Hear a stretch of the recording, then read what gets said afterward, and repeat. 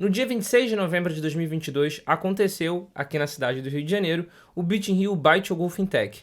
Foi um evento que foi realizado por nós do Criptofácil, junto com Felipe Escudeiro, Bitnada, Hat Studios e o Cointelegraph Brasil, que reuniu mais de 50 palestrantes em 10 horas de programação e 2 palcos simultâneos. E em um desses palcos houve um painel, que é o que a gente trouxe aqui com exclusividade na íntegra para vocês, aonde foi debatido sobre a inserção dos criptoativos nos esportes. E a gente teve o prazer e a honra de poder conversar com o JP, Head de Marketing da Sócios.com aqui no Brasil, com o Gui Neto, que é o Digital Manager do Vasco da Gama, com Fábio Porto, do Santos, e também com a Michele Mafra, da MIBR. A gente debateu em cerca de 40, 45 minutos sobre se isso já é o presente ou é o futuro. Isso aí você vai poder ver depois da vinheta aqui do Beat in Rio.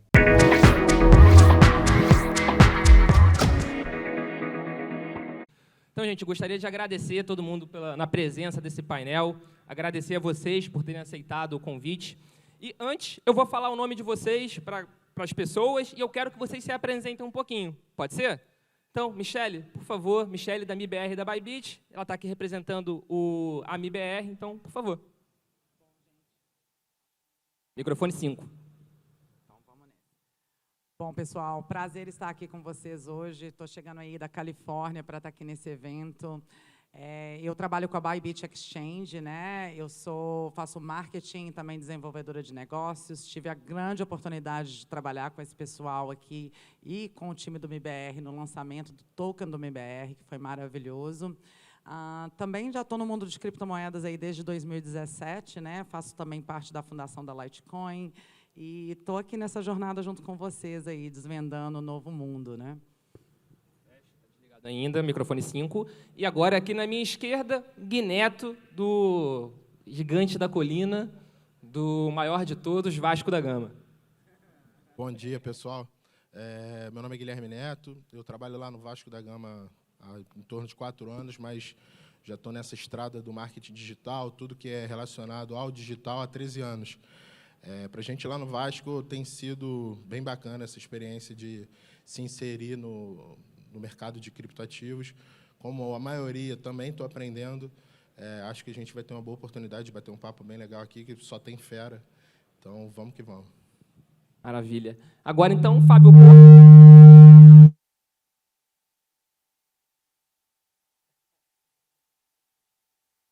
Todos foram? Todos.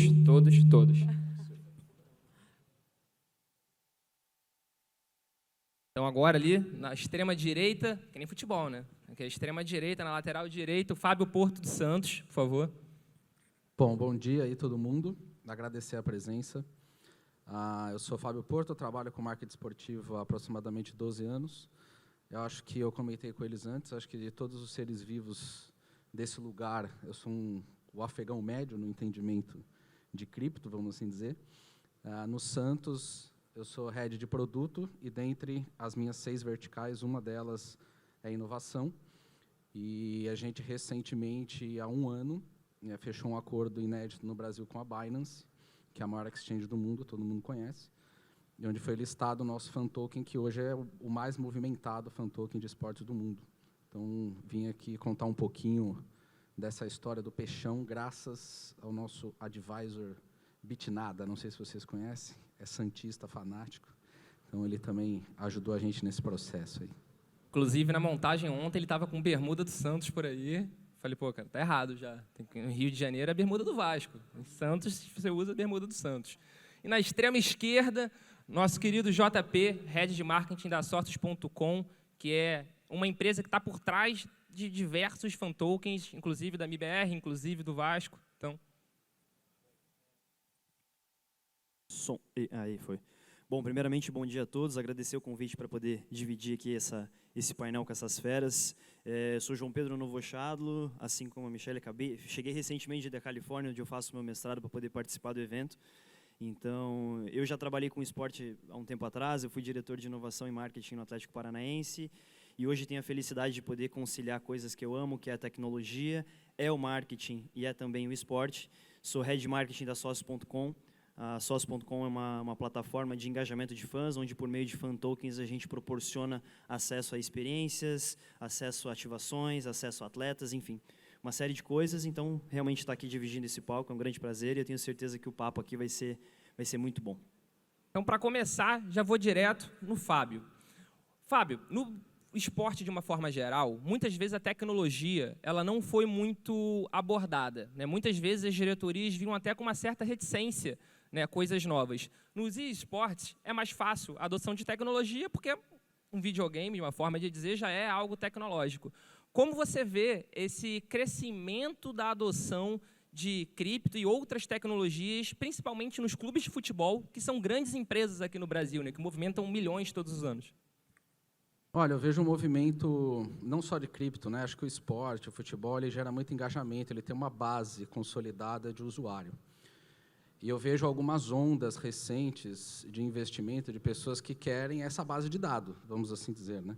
Então, a gente teve uma época de fintechs que investiram nos clubes, conseguiram os bancos, Banco Inter, etc., patrocinou vários clubes. A gente teve um movimento recente que ainda perdura das bettings, que também está nos esportes, aí, praticamente todos os times da Série A e B. E a nova onda de investimento no esporte é o cripto, para você gerar uma migração de usuários para a base de dados, para a plataforma que gerencia o seu produto. Então, é assim como eu enxergo, né? Então, existe o interesse do mercado cripto para gerar esse engajamento de clientes através dos clubes de futebol, que é o que a gente mais tem. Para falar o português claro, né? No fim do dia, para um clube de futebol, é a grana, né? Então, quando vem esse movimento de muito dinheiro, assim, né, que é um dinheiro que não estava na mesa, isso sempre atrai os olhos. É até um desafio muito grande no começo, quando a gente começou a negociar. A gente negociou com sócios, com Bitsy, com Binance, e tem coisas que são tabeladas, né? Você vai comprar um carro na concessionária, você sabe, tem a tabela FIPE, etc. E um mercado novo, é muito difícil você valorar. Você saber quanto aquilo vai gerar, quanto não vai, e os valores começam a ficar exponenciais, né? Então, o clube geralmente ele negocia propriedades que já têm um valor de mercado, um patrocínio, atleta, né? E aí esse novo universo, quando chegou para a gente, gera uma insegurança de você não conseguir valorar. Mas, como é um dinheiro novo, é inevitável. Então, para os clubes de futebol, é um caminho sem volta. Quem não tem, vai ter, porque é uma grana que não estava na mesa, né? Então, esse é o caminho mais prático da análise. Os clubes do Brasil, ainda por cima, estão passando dificuldades financeiras, muitos deles, né? Então, realmente, um dinheiro novo na mesa não pode ser negado. E nisso de dinheiro novo na mesa, de ser algo novo e até difícil valorar, JP, como é para Sócios.com, como foi a entrada da Sócios no Brasil, no mercado brasileiro? Vocês tiveram algum tipo de dificuldade? Os clubes foram muito reticentes? Qual o seu sentimento sobre essa entrada no mercado? Bom, acho que é importante entender um pouco da timeline da entrada da Sócios no Brasil. Evidentemente, ela veio alguns anos atrás, fechando contratos, parcerias com os clubes. E cerca de 6 meses atrás, ou seja, nesse segundo semestre de 2022, foi quando a Sócios decidiu montar uma equipe 100% brasileira. O que significa isso? Que todas as pessoas que gerenciam essas parcerias, as estratégias de marketing, a parte comercial, a entrega, por exemplo, das ativações e tudo mais, fosse brasileira. Isso porque é evidente que entender o cenário brasileiro de futebol, e agora com a MBR também o cenário brasileiro de esportes, é muito importante, porque a gente está lidando com uma coisa que é bastante recente, que é a questão da cripto, mas você está entrando num universo que ele é tradicionalmente conservador, com pessoas que eventualmente não vão ter acesso a esse tipo de conhecimento.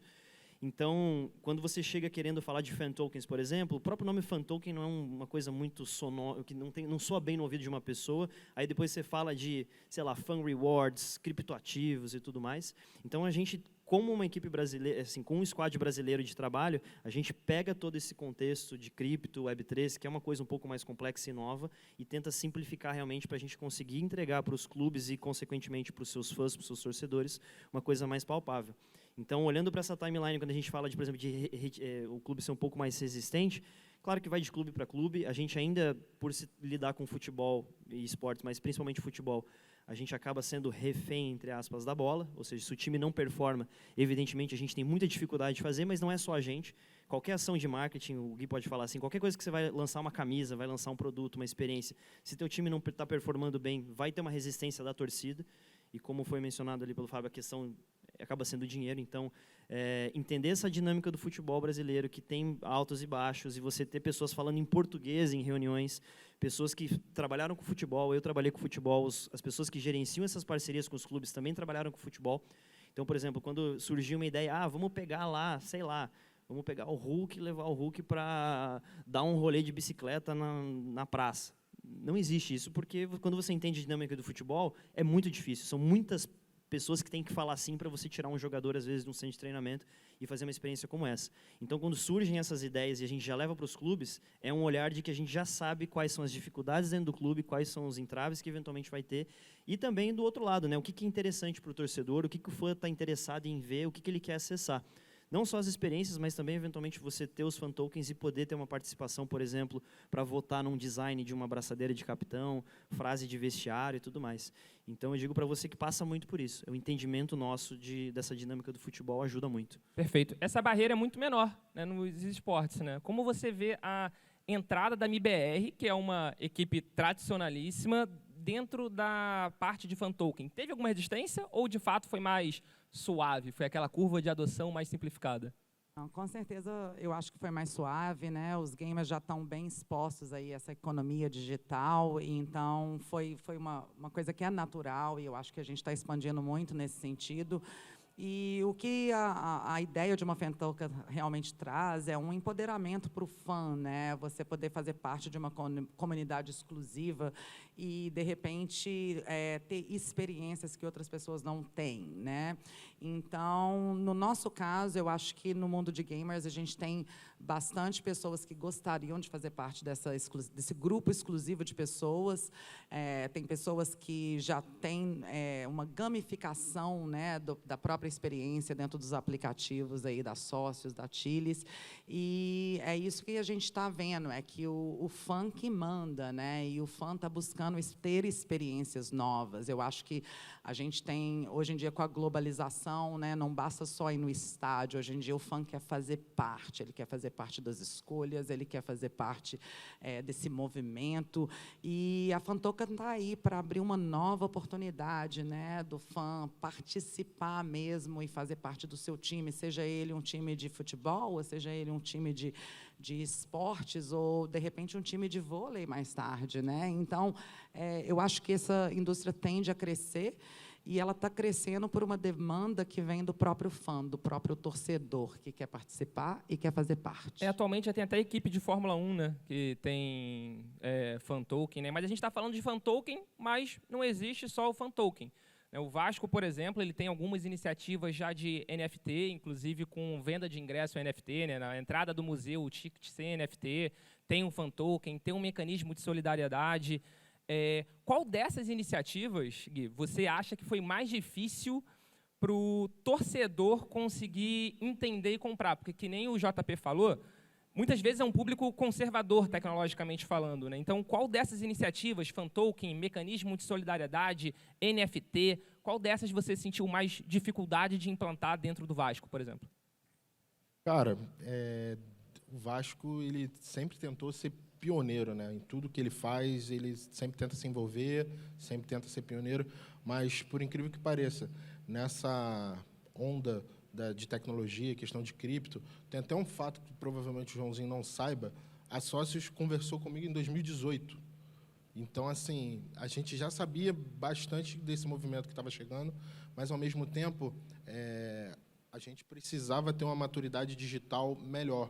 E o Vasco ficou muito tempo, por ser um clube extremamente conservador, muito politizado, muito personificado, a gente foi quebrando algumas barreiras. E, dentro das iniciativas, o que a gente percebeu inclusive, a gente lançou até um canal exclusivo para as nossas iniciativas, que é o DigiVasco, justamente porque, se o time não ganha, impacta num lançamento de uma atividade. Se o time não ganha, a gente não consegue ter um diálogo mais tranquilo com o torcedor, porque acaba misturando. A gente entende que o nosso público ele é multifacetado, então tem gente que gosta da área de criptoativos, tem gente que não gosta, e aí muitas das vezes se aproveita de um insucesso do futebol para dar uma porradinha. É normal, a gente está acostumado, isso não é problema.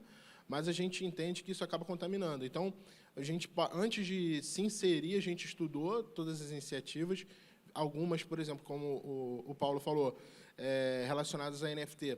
NFT já não é um nome muito maneiro, então a gente trouxe, adaptou, no caso, uma iniciativa que a gente já tinha, que era os colecionáveis digitais, a gente fazia num formato completamente diferente, e aí a gente trouxe e embarcou na tecnologia. E, assim, o que a gente entende lá no Vasco e vê nem sempre a gente precisa falar qual é a tecnologia que está sendo empregada. A questão é o produto. Você tem que focar no produto, você tem que trazer para o teu torcedor, para o teu fã, de uma forma que seja tangível para ele, porque não adianta nada eu falar que, pô, estou numa blockchain irada, que, pô, não emite carbono e tudo mais, mas, ao mesmo tempo, ele vai falar, cara, tá, mas para que serve? O que eu ganho com isso? Infelizmente, algumas iniciativas relacionadas a criptoativos ainda está muito naquela ideia de o que eu ganho, como eu ganho. Então, uma das coisas que a gente se preocupou é a questão da educação. Óbvio, quanto mais gente inserida nesse mercado, melhor, porque as iniciativas acabam se complementando nessa parte educacional. Todo mundo acaba explicando para o seu fã o que está lançando. Então, acaba que rola um somatório. Mas, sobre dificuldade, cara, acredito eu que, no momento, quando a gente lançou a tokenização de ativos baseados de ativos do mecanismo de solidariedade, ali sim foi muito complicado. Por quê?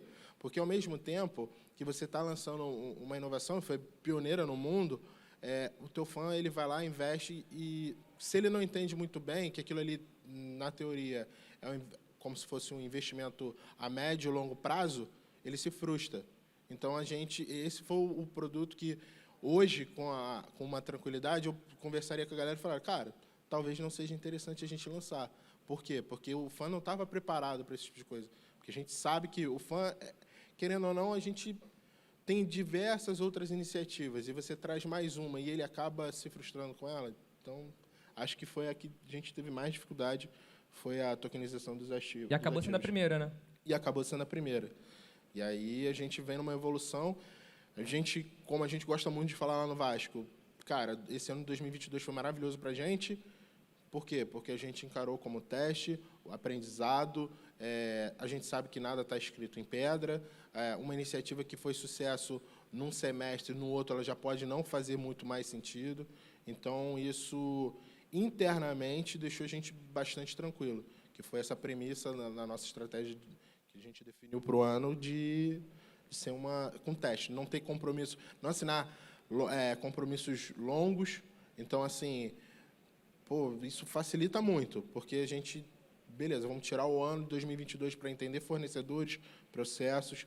Então, isso para a gente foi tranquilo. Você pode até me perguntar, Paulo, gerou grana? Gerou grana.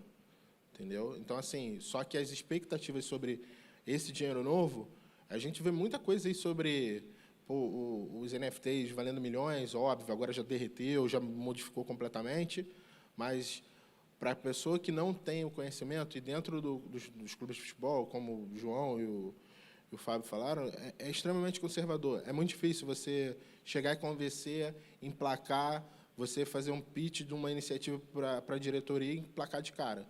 A gente, muitas das vezes, tem que ir devagarinho, batendo ali, fulano está fazendo, está dando certo. O Galo foi um clube que ajudou bastante a gente, porque muitas das iniciativas que eles gostariam de lançar, estavam lançando, a gente lançou praticamente quase no mesmo time. Então, a gente teve uma cooperação entre clubes ali para entender, se funciona para você, não funciona. Então, Galo, inclusive, que o head de inovação foi para sócios.com, né, que hoje em dia é o Felipe Ribe, né? Então, o Galo realmente ele marcou presença no Brasil sobre isso. E, Fábio, o Gui falou sobre qual foi o mais difícil. E o Santos ele acabou fazendo iniciativas bastante similares às do Vasco. Não sei quem fez qual, mas vocês já fizeram também um mecanismo de solidariedade, vocês também têm um fan token, que no caso é o fan token da Binance, e vocês também tiveram a questão de NFTs. Então, o Gui respondeu que o mais complicado no Vasco foi a questão do mecanismo de solidariedade, que foi a primeira ação. E no Santos, como é que foi? Olha, acho que teve um aprendizado grande. O Santos é um dos que tem o maior gama no universo Web3. A gente tem também o instrumento de solidariedade, a gente tem o Fantoken, a gente tem 2 plataformas de NFT, uma brasileira e a outra com a própria Binance, que lançou uma coleção. A gente tem agora, entrando numa segunda onda de criptogames, que a gente já anunciou Footster e deve anunciar outras iniciativas em cripto. Eu acho que o maior desafio, a maior dificuldade é a linguagem. Porque quem vem do mundo cripto, ele tenta comunicar o cripto como novidade, ou o blockchain como novidade. Mas a gente tem que entender que isso é um meio, não é um fim.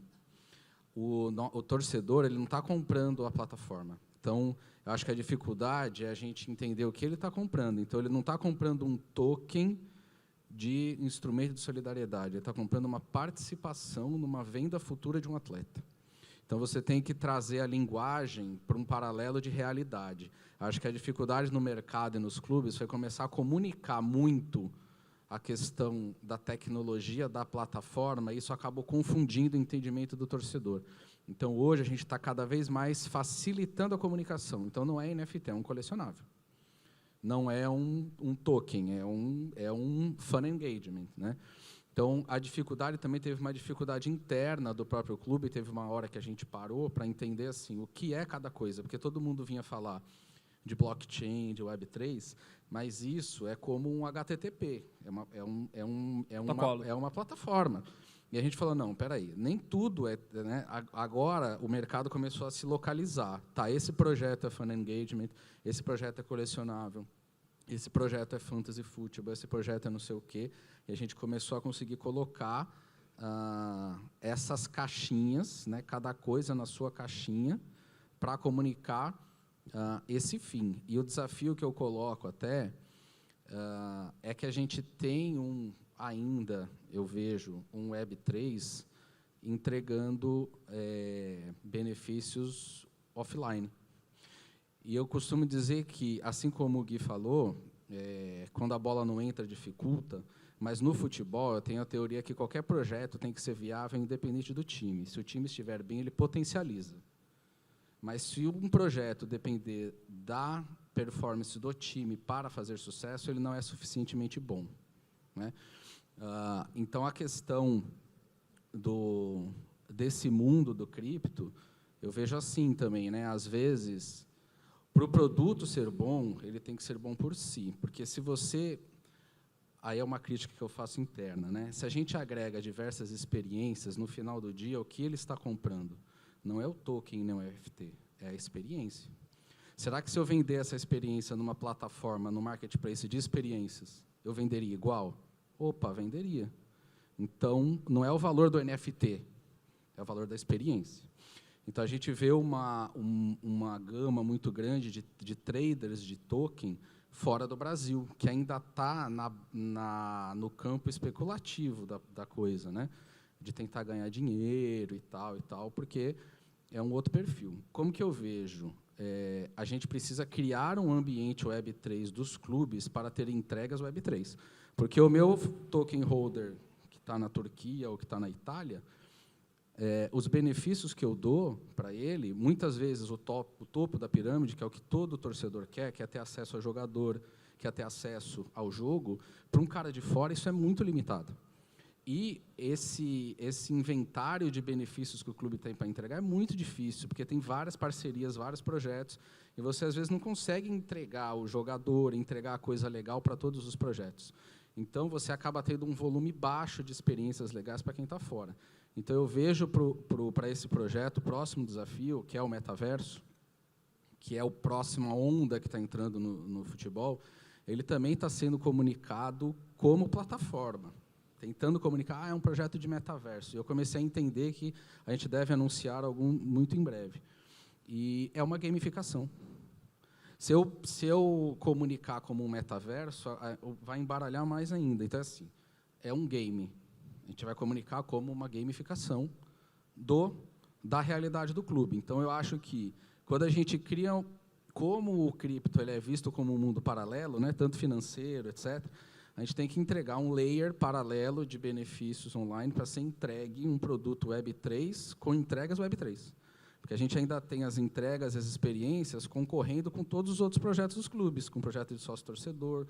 Todo mundo que faz contrato com o clube quer ter uma série de benefícios, etc. Então, eu vejo uma entrada no metaverso, se conseguir entregar os benefícios que se tem no mundo físico, no mundo online, uma experiência no mundo online com o jogador, assistir o jogo dentro do estádio, no metaverso, aí eu consigo tratar o meu token holder, que é um produto global, um dos poucos produtos globais dos clubes hoje, no mundo, que você consegue efetivamente dar usabilidade, né? Não um produto como uma mídia social, que você é passivo na questão.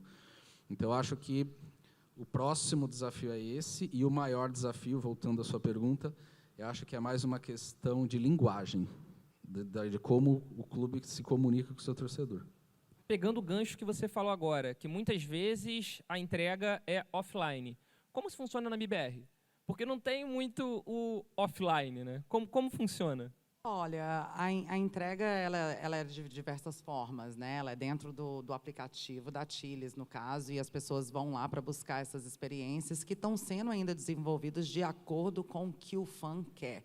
Então, estão sendo experiências que estão sendo desenvolvidas específicas para o fã e que o fã mesmo está opinando. Eu gostaria de escolher a cor da camiseta do MBR no ano que vem. Então, vamos criar essa ação na qual o fã consegue escolher a cor da camiseta. Então, vem muito da iniciativa dos próprios fãs. E outro fator que eu ia falar relacionado com o que ele mencionou é que eu estou aqui, né? Eu voltei ao Brasil depois de 25 anos. Claro que eu já vim aqui várias vezes, mas nunca coincidiu de eu estar no Brasil na fase da Copa. E eu estou vendo, eu fui para a casa de algumas amigas e vendo a criançada, né, as filhinhas das minhas amigas ali, filhinhas e filhinhos, colecionando figurinha da Copa. Né? Aí a minha amiga perguntou o que ela quer de aniversário. Eu fui no aniversário dela, falei, o que ela quer de aniversário? Michele, ela falou mas assim, é errado? Só criança pode colecionar o álbum? Não, todo mundo pode colecionar o álbum. Aqui. Inclusive, se alguém quiser trocar a figurinha, exatamente. ali na hora do almoço a gente vai estar ali fora. E eu achei o máximo, porque, de repente, ela poderia escolher qualquer coisa, mas ela falou que ela queria 50 pacotinhos de figurinha, e ela está fazendo 7 anos de idade. Né? E eu lembro dessa mesma sensação que eu tinha como fã. E eu tinha os meus álbuns, eu tinha as minhas figurinhas, e aquilo era de grande valor para mim, né? Independente do valor monetário, aquilo para mim era gigantesco. E o que a gente está fazendo, basicamente, é traduzindo essas experiências que a gente tem em papel para um formato digital, né? Então, um NFT, por exemplo, no futuro, de repente, na próxima Copa, o formato do álbum seria um álbum digital. Então, a ideia não é criar algo novo, mas sim uma extensão da realidade que a gente já tem hoje, né?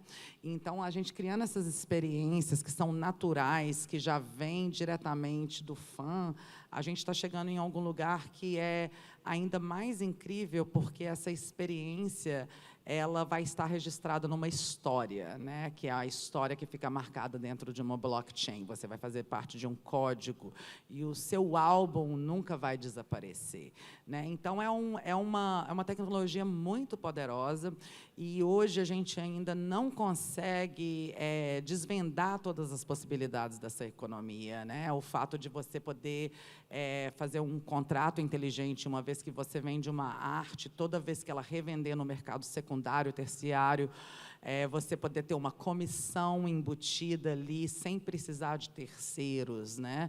Então, é realmente incrível, isso é só o começo de toda uma extensão de tudo que vai acontecer no futuro. E, para aquelas pessoas que conseguem enxergar, elas conseguem enxergar bastante valor, né, nessa experiência em si, e no fato disso ficar registrado numa história, na história da blockchain que você escolhe, né? Essa parte recebível até, eu vou querer voltar depois, eu acho que a gente vai acabar perguntando mais da parte de futebol, né, porque tem todo um mercado de colecionismo por trás de futebol. Eu inclusive, eu sou colecionador de blusas de time, eu acho que eu já comentei isso com você. Mas agora eu quero focar na parte da Copa do Mundo, que é o que você falou, para o Brasil. O Brasil para durante a Copa. JP, como está sendo a Copa para sócios.com? Vocês conseguem ver diferença na utilização, na atividade dos usuários? Qual é a visão da sócios.com em relação aos usuários durante a Copa? Bom, acho que é importante trazer que a gente tem 2 parceiros nacionais, que é a Seleção de Portugal e a Seleção da Argentina. E foi engraçado que quando a Argentina perdeu o primeiro jogo para a Arábia Saudita, a gente viu o token da Argentina tendo aí uma variação para baixo. E a gente viu uma coleção, que é o Saudi NFTs, que é uma coleção de, enfim, de uns carinhas lá, tipo um CryptoPunks, só que são carinhas vestidos de Habibs e coisa arada, subindo. Ou seja, você vê claramente a influência que um tipo de coisa consegue no mercado. E eu falei assim, não é possível que isso está acontecendo. Eu até, brincando, fui ver o valor do petróleo. O petróleo subiu e o token da Argentina acabou tendo uma queda considerável. Mas, enfim, a gente tem essas 2 seleções, e é claro que a gente tem o Messi, por exemplo, como embaixador da Sócios.com mundial. Então, a gente consegue fazer esse tipo de ativação, usar ele, claro, como um ativo da marca para poder promover. A gente fez ativações na Argentina, por exemplo, em imobiliário urbano, em pontos de ônibus, para as pessoas poderem resgatar tokens da Argentina gratuitamente, para eles poderem também utilizar esse token para participar de votações. É claro que, indo além dos holders das seleções, pessoas que estão na plataforma conseguem fazer prediction da Copa, que é basicamente você poder prever resultados. E uma vez que você prevê, você ganha pontos de interação dentro da plataforma. Uma vez que você acerta, você ganha mais pontos de interação por causa disso. E é com esses pontos de interação que você consegue, de fato, fazer os resgates dos seus clubes, né, das experiências dentro dos clubes. Então, é claro que a Copa do Mundo, como o maior evento esportivo, talvez um evento de entretenimento do mundo, que gera uma quantidade de receita absurda, comparado, por exemplo, ao Super Bowl, que chega a ser 3, 4 vezes, a gente olha com bons olhos, é claro, mas, querendo ou não, é a primeira Copa do Mundo que a Sócios, de fato, encara, né, com essas seleções, com o ecossistema acontecendo. Então, é um ambiente também experimental, a gente está vendo o que funciona, o que não funciona, como que a gente pode agir de um lado ou do outro. É claro que a Sócios Brasil, hoje no Brasil, a Sócios tem 10 parceiros, então a gente tem Flamengo, Vasco, Fluminense, Corinthians, Palmeiras, São Paulo, Atlético Mineiro, Internacional e Bahia, e o 10º parceiro, claro, o MBR, né, nosso recente parceiro.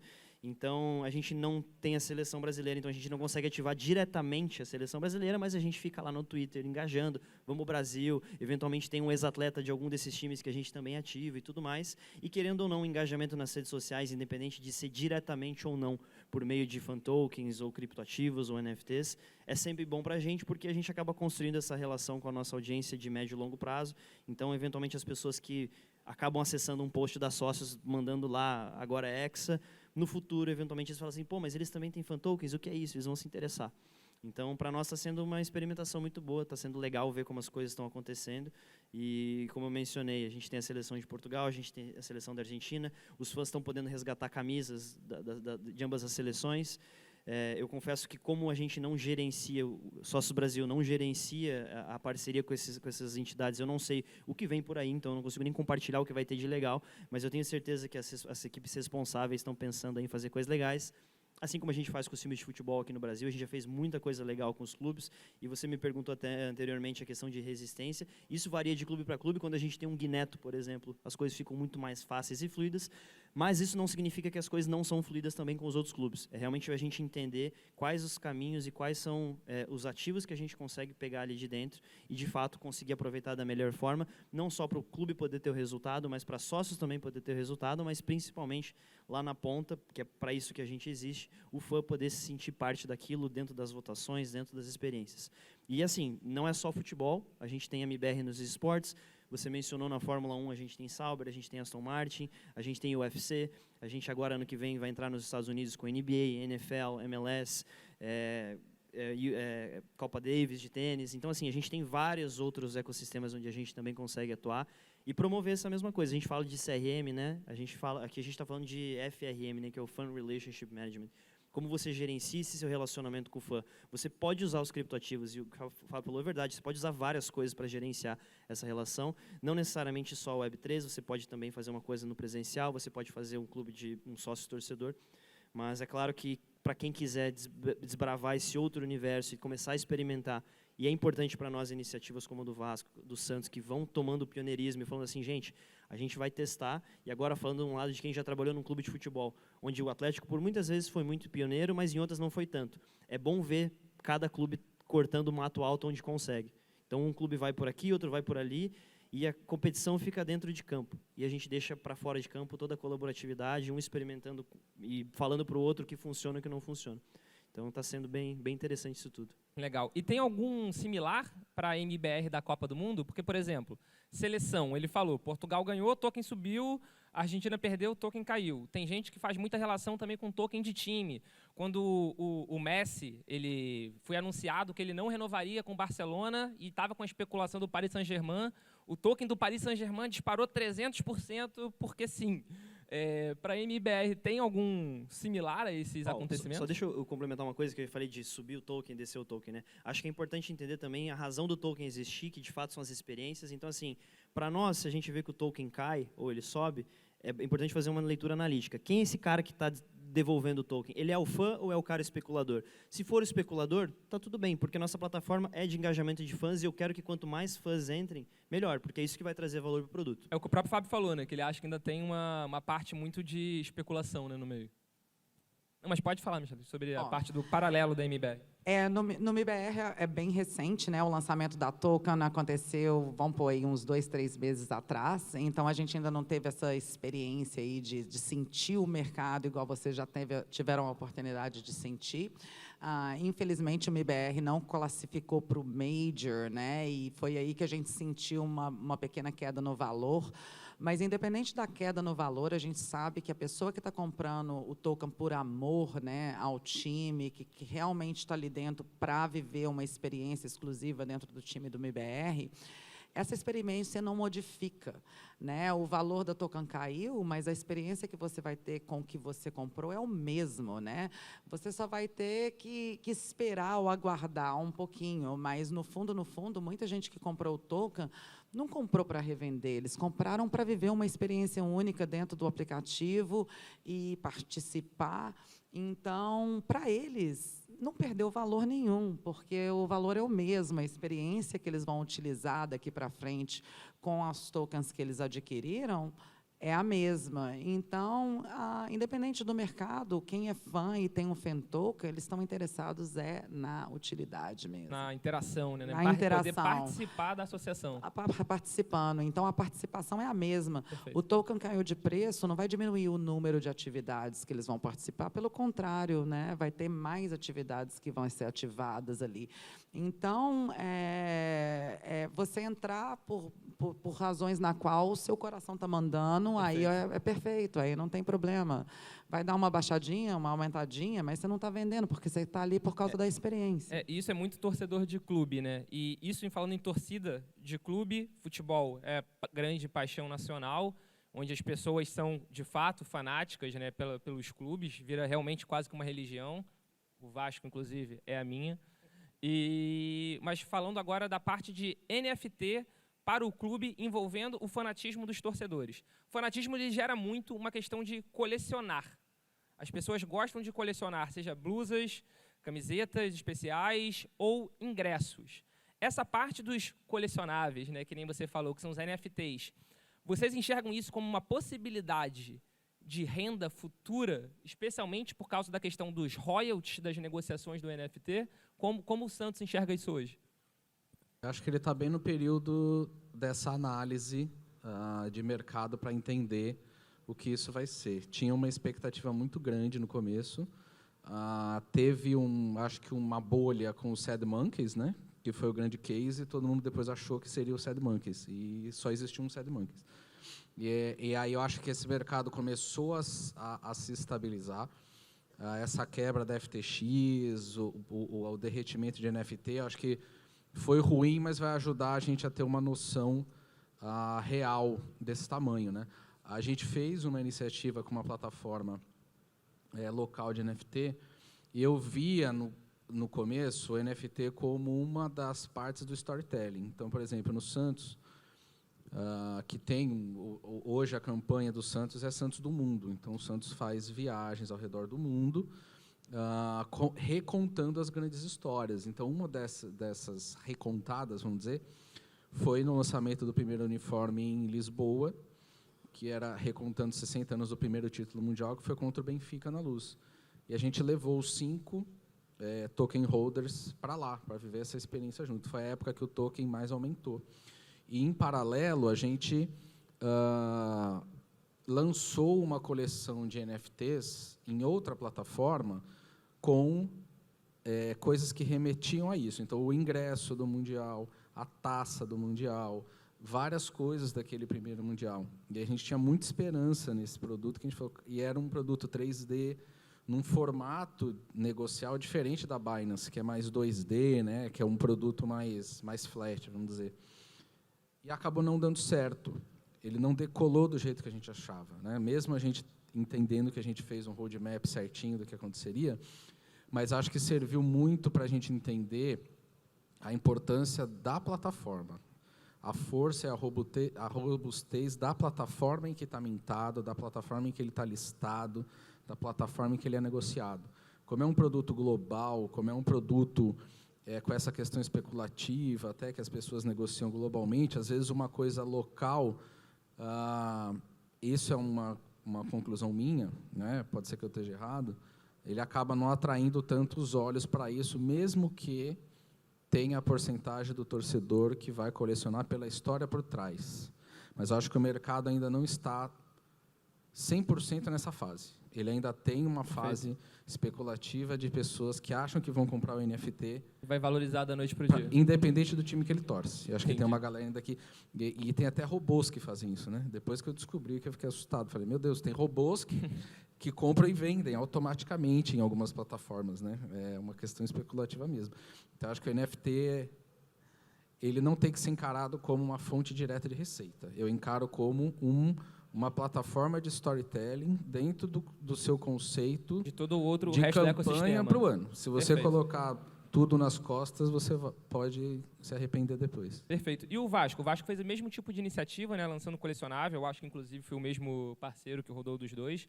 Então, o Vasco vê o NFT como uma possível fonte de receita futura por parte de colecionáveis, de revenda, ou é mais também para contar a história de cripto?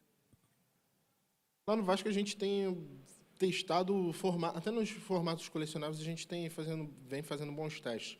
A gente fez um drop relacionado a afrofuturismo, a gente já fez colecionáveis relacionados ao Campeonato Carioca, e aí uma das utilidades que, para mim, é a melhor de todas, e como já foi citado antes, é a oportunidade de você eternizar. A gente lançou uma coleção do Roberto Dinamite, o maior artilheiro do Brasil e nosso maior artilheiro também lá no Vasco. Então, a época que a gente inaugurou a estátua do Roberto em São Januário, a gente lançou uma coleção Roberto Dinamite, e a gente tinha a miniatura da estátua em 3D num dos colecionáveis. E aí é aquilo que a gente já falou algumas vezes aqui. A questão de você poder tangibilizar é muito engraçado. Teve muita gente que perguntou, pô, vocês lançaram o colecionável em NFT 3D da estátua, mas vocês não vão fazer essa miniatura da estátua para venda? A gente não podia, porque a gente já estava compromissado a ter essa exclusividade do NFT. Para o torcedor comum, ele não entendeu muito bem, mas tinha uma premissa ali que é, de fato, cara, beleza, é legal você ter a miniatura, mas é muito mais legal você ter para o resto da sua vida, você não vai perder o NFT daquela estátua. A gente falou sobre o metaverso, é uma coisa que a gente acredita que, para o futuro, todos esses colecionáveis nesse ambiente, teoricamente, poderiam ser utilizados. Então, eu penso que, sei lá, se eu vou ter um ambiente meu, eu quero que a minha estátua do Roberto esteja lá nesse meu ambiente também. Então, assim, eu acho que, aí voltando à parte relacionada à pergunta de geração de receita futura, cara, não dá para garantir, mas é possível. Então, o Vasco tem feito muito nessa linha de calma, ter teste, sabe que vai entrar alguma renda, mas o mais importante é entender como tudo está funcionando, como é o comportamento do nosso torcedor frente a essas iniciativas. Não, maravilha, perfeito. Gente, o nosso tempo está se encerrando, porque por mim eu ficava falando de cripto e esporte absolutamente o dia todo. São dois temas que eu fico com muita tranquilidade falando 24 horas por dia. Então, queria pedir só para considerações finais de todos vocês. Então, começar aí pelo JP. Bom, queria agradecer o convite, acho que foi muito rico esse papo, é sempre bom encontrar aí amigos e conhecer pessoas novas aí que estão ajudando a gente a construir esse ecossistema e, enfim, o tema é futuro ou presente, né? Se a inserção das criptos nos esportes é futuro ou presente, eu acho que é presente e nós aqui somos prova disso, mas que ainda existe um grande futuro pela frente e a gente sabe, quem estuda, quem trabalha, quem se interessa por Web3, cripto, blockchain, DeFi, NFT, qualquer coisa aí do gênero, vocês sabem que toda semana que passa tem um conhecimento novo, tem uma tecnologia nova, assim como alguns anos atrás, décadas atrás, a gente viveu a internet, o www, com mudanças acontecendo e essa onda vindo e passando por cima de todo mundo. Isso está acontecendo agora de novo. Então, quanto mais a gente estuda, mais a gente vê que a gente não sabe, mas, no entanto, quando a gente cria eventos como esse, proporciona um compartilhamento de experiências e conexões, é aí que o negócio começa a ter valor, porque a gente, de fato, descentraliza a informação e passa, daí, claro, a ter mais a visão e entender onde que a gente consegue conectar as pontas para o nosso interesse, a fim de alcançar novas oportunidades e obter sucesso, seja lá usando o Web3 ou não. Perfeito. Guineto? Bom, queria agradecer o convite também. É ótimo poder falar sobre esporte, cripto. Para a gente, no Vasco, a gente está cada vez mais se aproximando da comunidade cripto, entendendo, vendo quais são as possibilidades. A gente lá gosta muito dessa parte de inovação, tecnologia, então acredito que em 2023 a gente vai ter mais projetos. A gente já tem alguns ensinamentos bem já sólidos, então agora continuar testando, porque a gente sabe que muda, mas continuar colocando a cara a tapa para a gente, cada vez mais aqui no Brasil, transformar essa área em algo comum para todos. Perfeito, Michele. Gente, eu também quero agradecer, né, a oportunidade de estar aqui. Para mim é super legal ver essa tecnologia aí bifurcando, né, em outras indústrias, especialmente na indústria de esportes, de esportes. Mas, ao mesmo tempo, eu acho interessante avisar aí para a plateia que essa tecnologia não é só para empresas e indústrias, né? Eu recomendo todo mundo a dar uma entradinha, testar. Para quem é artista, de repente, aprende um pouco, escolha uma blockchain, faça um mint de um NFT, para você realmente testar, porque parece que é muito complicado, mas, no fundo, não é.